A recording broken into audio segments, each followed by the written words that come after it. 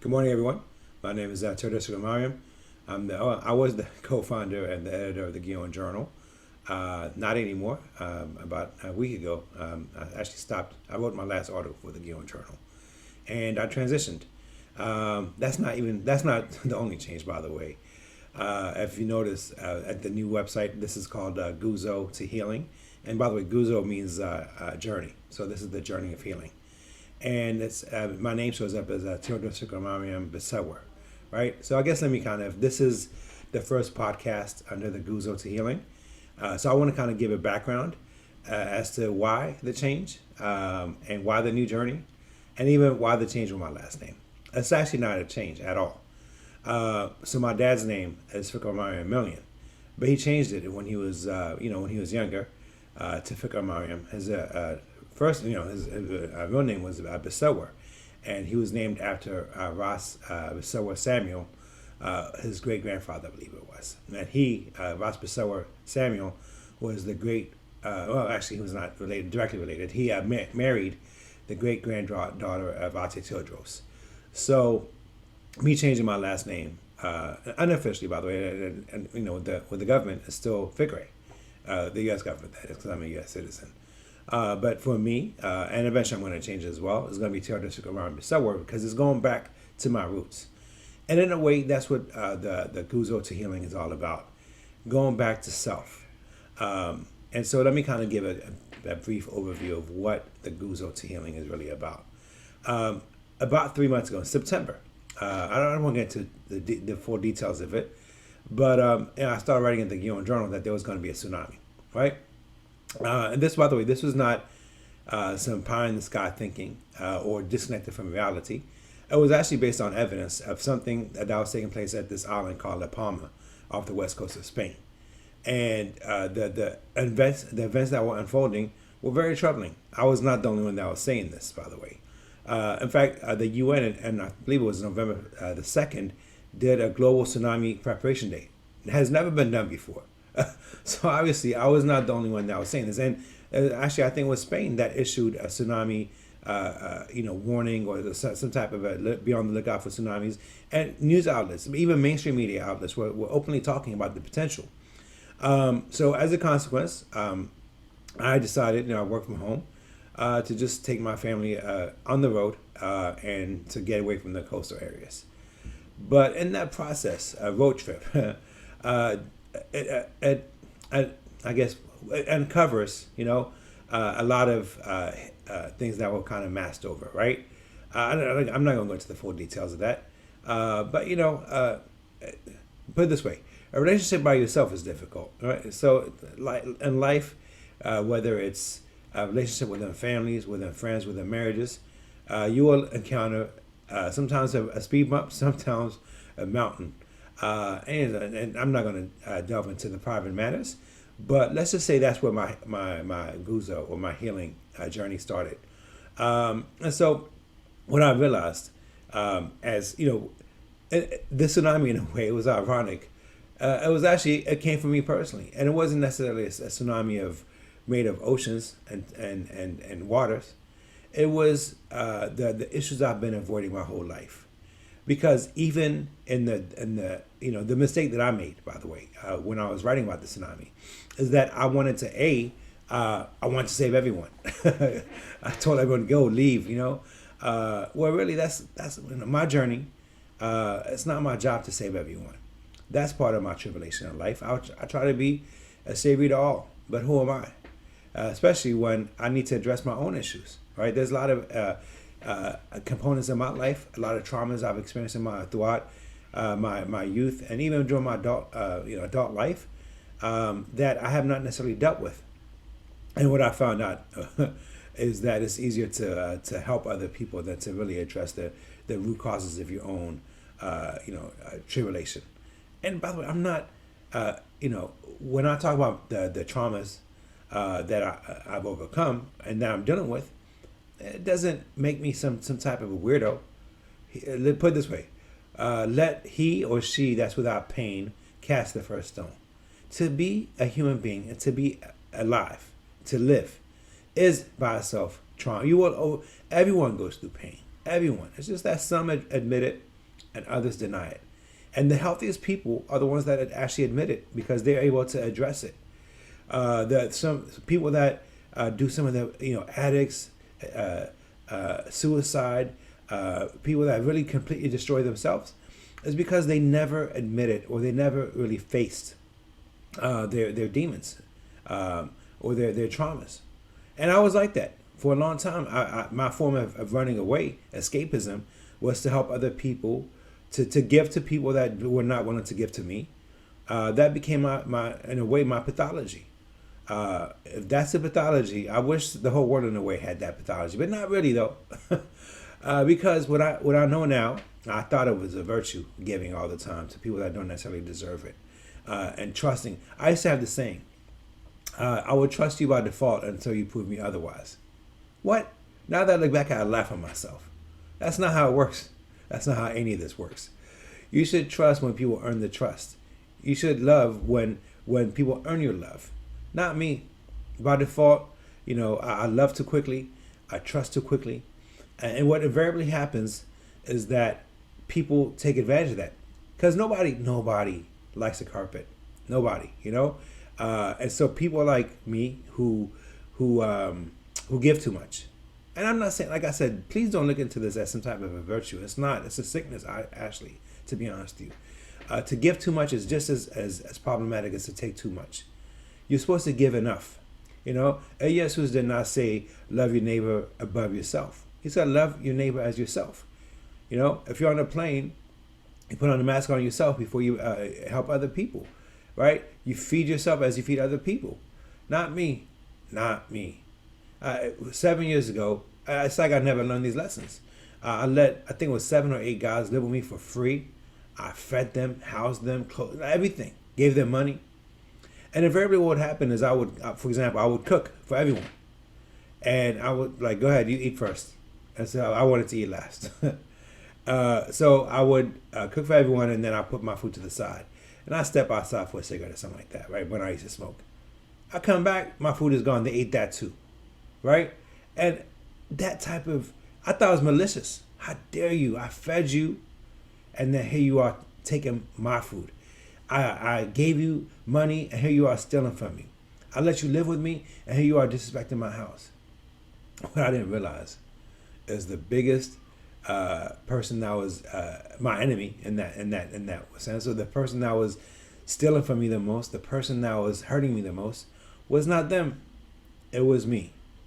It took me nearly 47 years to realize that people will treat you according to how you treat yourself.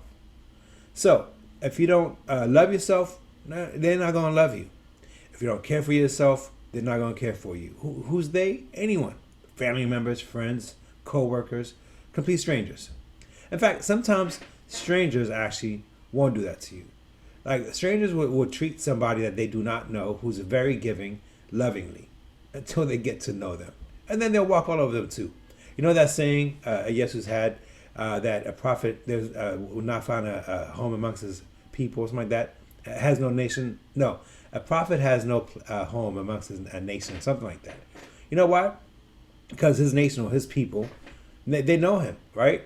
In a way, a prophet could be too giving. And so, people want to look up to the Pharisees. Let's call a prophet a giver. And let's call a Pharisee a politician. People worship politicians. How many people actually, are enamored with givers? Not too many, unless those givers are uber famous. And even then, when people become billionaires, they're not givers, yo. They just have excellent PR behind them. True givers, man, they're so busy giving that they don't even have time to enrich themselves, to be honest with you. People that become rich, either A, they know how to give for themselves as they give to others, or when they become too rich, they know how to take from others and pretend like they're giving.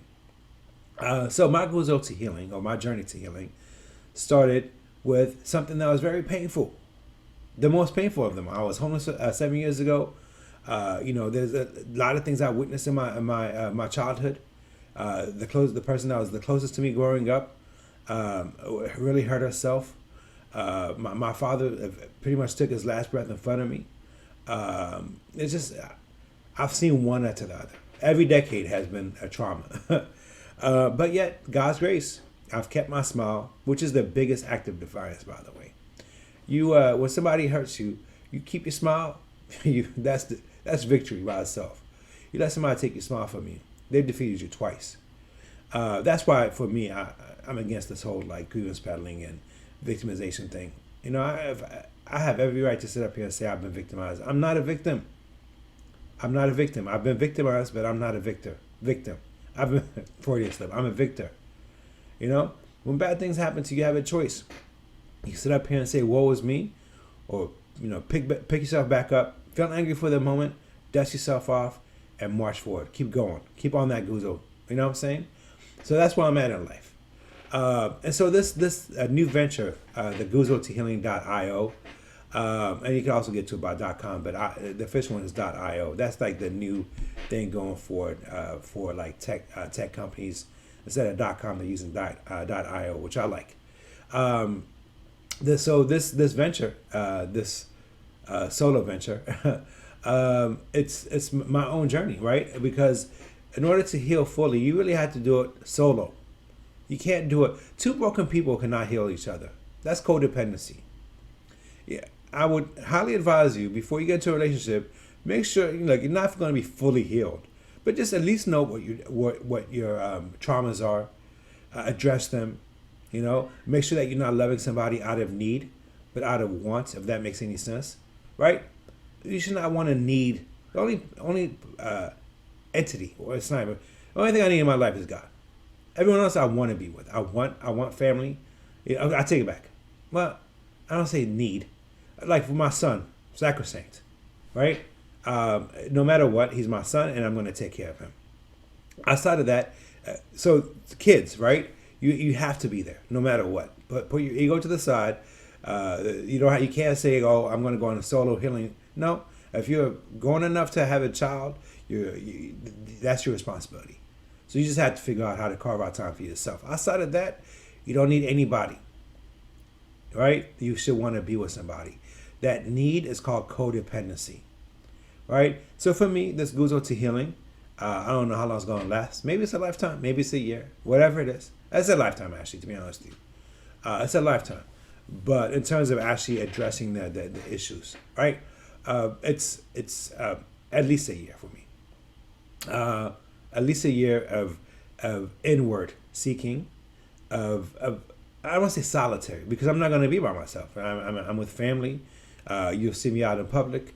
I'm going to continue to pursue the things that I love doing, writing, trying to doing my part to bring awareness to the commonality of humanity, to speak against tribalism, to speak against greed. I mean, I'm not going to stop doing those things, but I'm going to focus 2/3 of my energy on me.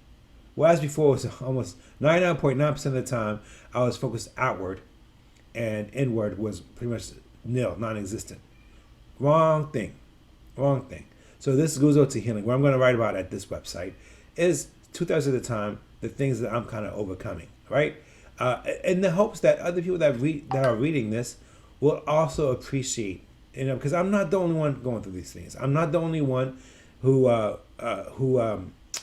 gives too much and has been hurt as a result, whose sense of idealism gets in the way of reality sometimes, right? Pragmatism versus idealism. My idealism, for a long time, I'm not even gonna lie to you, I'm repulsed by money. I see it for what it is. It's the root of all evil. I know religious people, religious quote unquote teachers, I don't know, indoctrinators, they say it's the love of money. No, it's not. It's money. Stop changing Yesu's word. Yesu said money is the root of all evil. He doesn't say love of money. A lot of people should take his words and twist them like a pretzel in order to justify, like, you know what I'm saying? Like he said, not in my Father's house about money, and yet here we are trading money in church. But I will say this, I'm not going to judge too harshly. I'm going to be the change. That's part of my Guzo, right? I don't like money in church. So I'm going to find a place that doesn't trade money in church.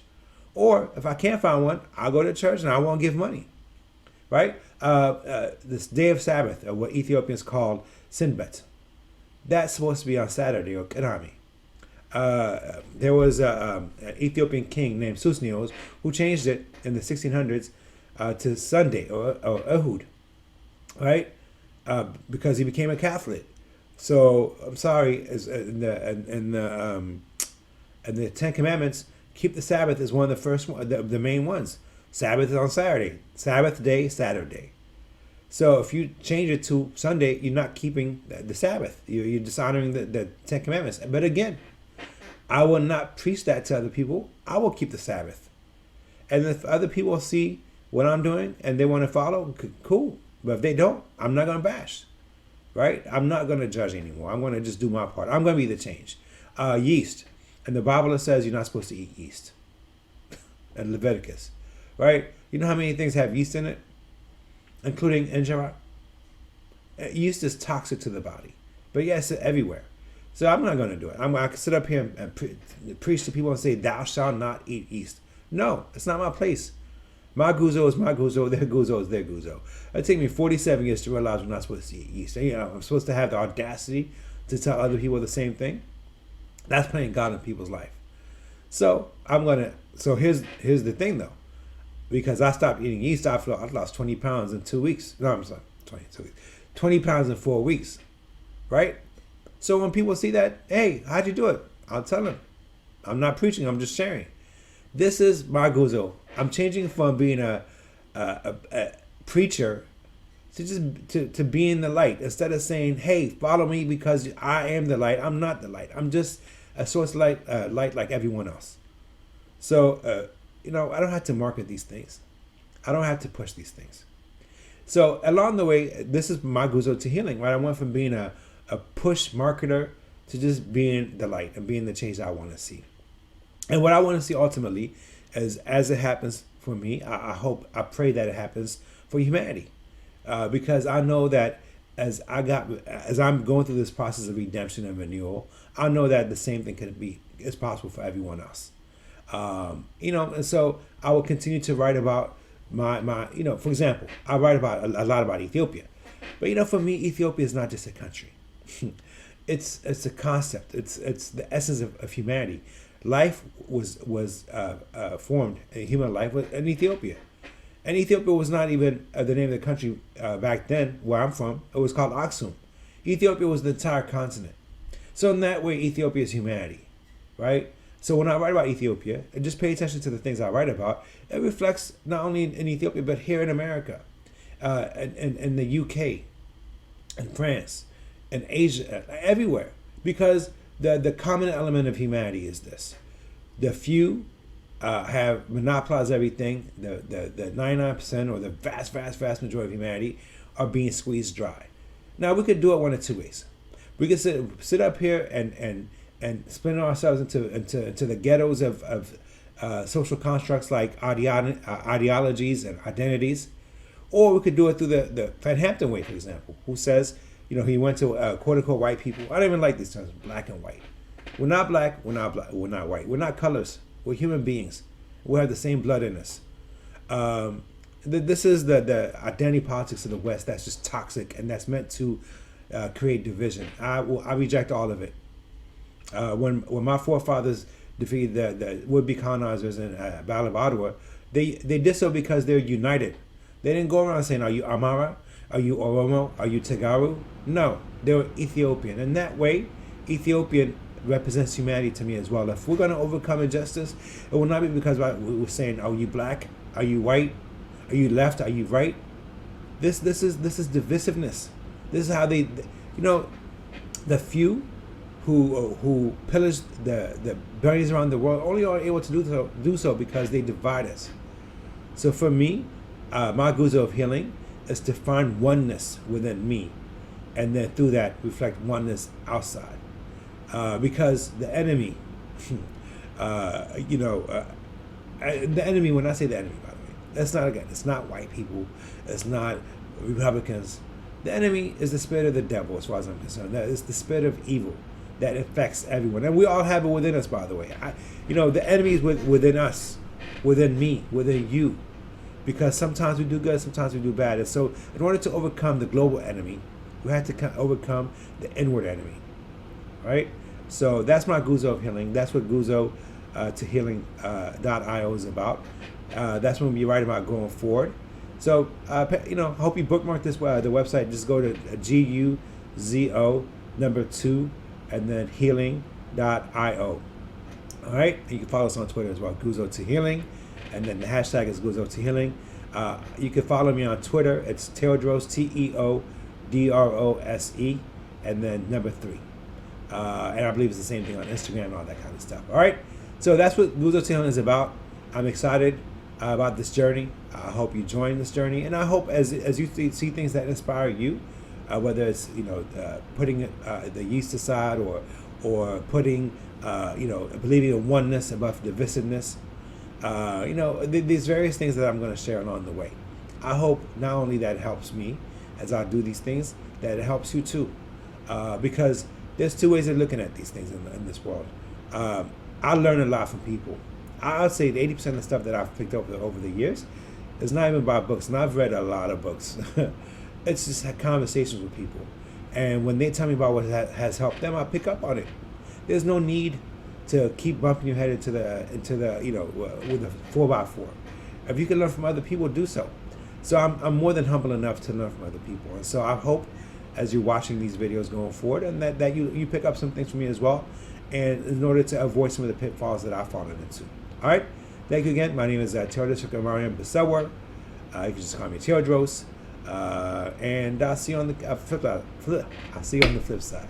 I'm not going to edit that out because part of the Guzo of Healing is the warts and all. You will not see this being a slick production and all that kind of stuff. It's just the real me, authentically talking to you, how I feel in that moment. So today, I feel optimistic.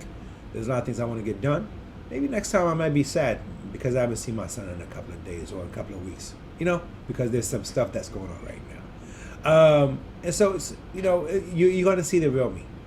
You might see me one day frustrated, and you can sit up here and say, you, Teddy, I thought you were on a Guzo of Healing. To which I'll say, of course, the Guzo of Healing is not a one-way journey. Sometimes you fall back. Sometimes it's like a stock market. As long as you're trending in the right direction, if you dip, sometimes it's good. And there's some people too that will say, you, Teddy, you talk about God? You talk about healing? You talk about spirituality? Yes, me. Yes. Because many people judge with half information. But I will just wrap it up with this. When I was in Ethiopia, I wanted to be a preacher.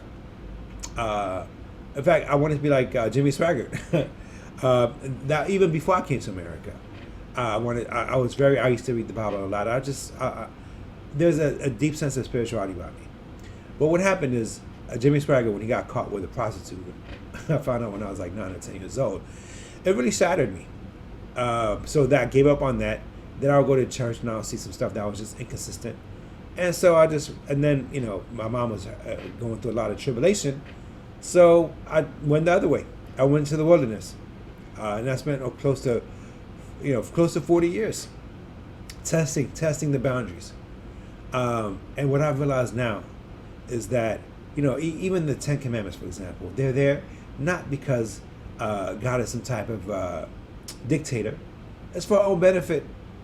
When we don't have guidelines and structure in our lives, we become a mess. The ego takes over and we become self-destructive.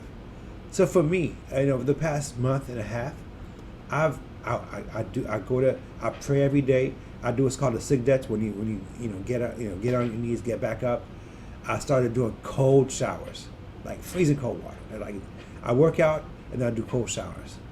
I read the Bible. I go to church on Saturdays. These things have given me structure, and it's evident. People are like, "Wow, Teddy, what's going on? I thought you were going through a lot of stuff." As much as I'm going through right now, I've never felt a complete sense of calm within myself. So yeah, it's like I went to church yesterday or 2 days ago, and the pastor was talking about the teacher was talking about Paul after he converted, he went from Saul to Paul, and the same person that was killing Christians left and right all of a sudden became one of the main teachers of Christianity. And people could have looked at him and said, the pastor said, people looked at him and said, "You? Weren't you just killing Christians?" And he responded, "Yes, But I gave that to God. And in fact, despite it's because sometimes it's because we go through we do stuff that's completely the opposite of what our true center is, that we actually the greatest. Let me put it this way: if I want to find out about, if I want to get overcome, I don't know, some type of tribulation, you know, do I talk to someone that has been through the ringer, or someone that just wrote a book about it? Get me somebody that's gone through the ringer. So in that way, yes, when I talk about healing, when I talk about God, it's because precisely because I've spent large parts of my life rebelling against God in a way, authority, all forms of authority, including God, to be honest with you. Doing things that were unhealthy for me, doing things that ultimately were in a way were destructive. In fact, I become. I'm saying the best person. That's ego, but I can be like that brokenness that I've been through in my life. God can use that for betterness. So that's what my Guzo is about. Thank you again, everyone. I'm going to try to limit these things to 20 minutes or less. Going forward, it's 26 minutes right now. Anyways, have a blessed day. If I don't do this again before the new year, have a new year. Be safe. And I'll catch you on the flip side. God bless you. Peace.